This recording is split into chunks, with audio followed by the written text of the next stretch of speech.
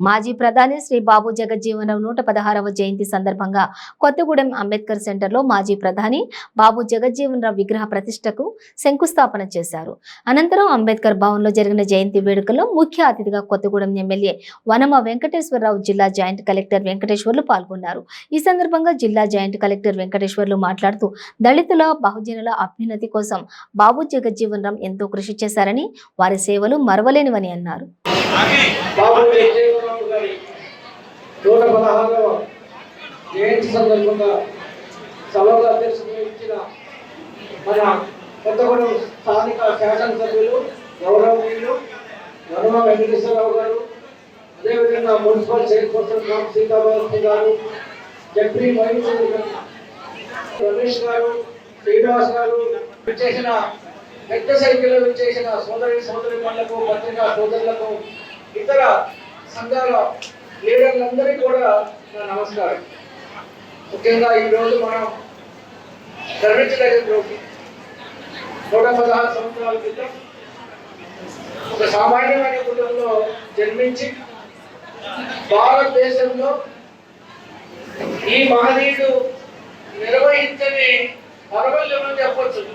ఒక రాష్ట్రపతి తప్ప మిగతా అన్ని పదవులు, అన్ని శాఖలు ఈరోజు మనం కార్మిక శాఖలో తీసుకున్నాం, వ్యవసాయ శాఖలో తీసుకున్నాం, రక్షణ శాఖలో తీసుకున్నాం, ఇండస్ట్రియల్ పాలసీలో తీసుకున్నా కూడా ప్రతి శాఖని అనుగుణ ఆయన యొక్క జీవిత చరిత్రని మనం ఒకసారి చదివితే ఆయన 25వ సంవత్సరాల నుంచి కూడా చనిపోయేదాకా కూడా వివిధ ప్రభుత్వ పదవులు, మంత్రిగా, పార్లమెంటేరియన్గా, కేంద్ర ఉప ప్రధానమంత్రిగా ఎన్నో మరి స్వాతంత్రం వచ్చిన తర్వాత మొట్టమొదటిసారిగా మనకి అంబేద్కర్ గారితో కలిసి ఇండస్ట్రియల్ పాలసీస్ కానీ, లేబర్ యాక్ట్స్ కానీ పెట్టిన మహనీయుడు.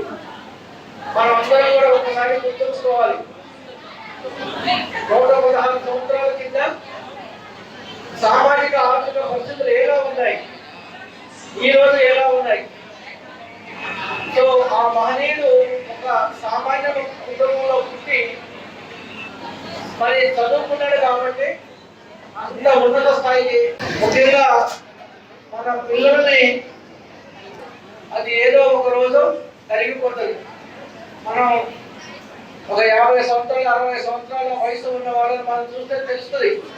కొత్తగూడెం కానీ చుట్టుపక్కల గ్రామాలలో ఒక 50 సంవత్సరాల కింద ఉన్న కుటుంబం ఎలా ఉండే, అదేవిధంగా ఒక సామాన్యమైన కుటుంబంలో చదువుకొని ఒక ఉన్నతమైన స్థానంలో పొందిన కుటుంబం ఎలా ఉంది. కాబట్టి ప్రభుత్వం మరి విద్య మీద, ఆరోగ్యం మీద చాలా పెద్ద ఎత్తున ఖర్చు పెడుతుంది. ఎందుకంటే రాబోయే 50 సంవత్సరాలు పూర్తిగా కూడా ఈ యొక్క యువతరం మీద ఆధారపడి ఉంటుంది.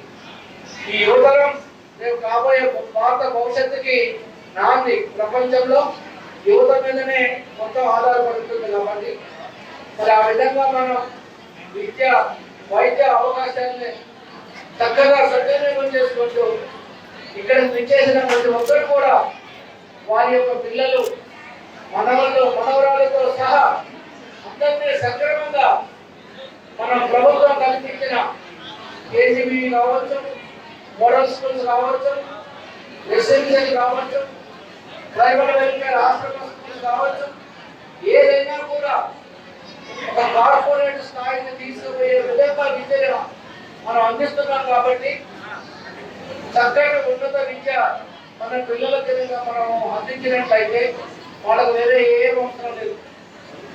ఒక మంచి బీటెక్ కానీ, ఒక డాక్టర్ కానీ, ఒక ఇంజనీర్ కానీ అయినా ఆ కుటుంబం ఆటోమేటిక్గా సమాజంలో మంచి గుర్తింపు వస్తుంది. అది మీ అందరికీ కూడా తెలుసు. అది మీరందరూ కూడా భావితరాలని పౌరులు మనం సక్రమంగా తీర్చిదిద్దాలంటే చదువుకుంటే మార్గం.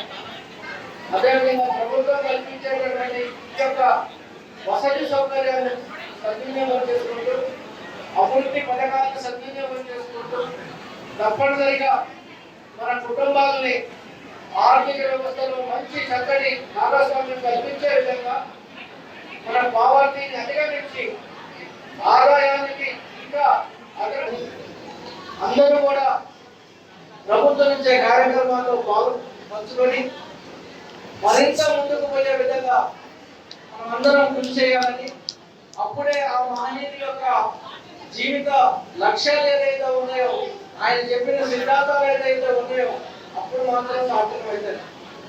ఎప్పుడు కూడా జగ్జీవన్ గారు చెప్తారు, చదువు సమాజంలో మన లీడర్షిప్, యూనిటీ, ఐక్యత, బడుగు బలహీన వర్గాలు ఐక్యంగా ఉండి మన యొక్క సమస్యలను సాధించడం కోసం, ఇంకా ముందుకు పోవడం కోసం మరి ముందుకు ఇంకా ఎందరికీ కూడా ధన్యవాదాలు.